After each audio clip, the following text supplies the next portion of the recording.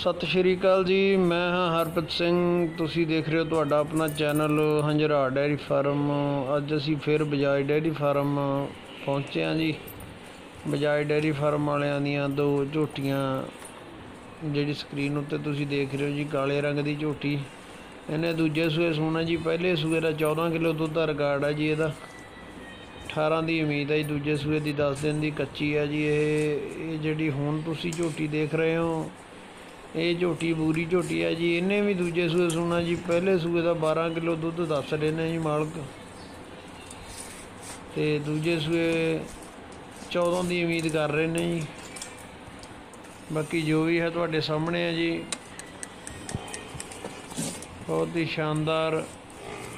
ही शानदार झोटियां ने जी दोनों। काली का मुल मालका ने 85,000 रखा जी, तो बूरी झोटी का मुल 75,000 रुपया जी। जेडे मेरे वीर ने लैनियां होण उपर दिते नंबर पर संपर्क कर सकदा जी। धन्यवाद।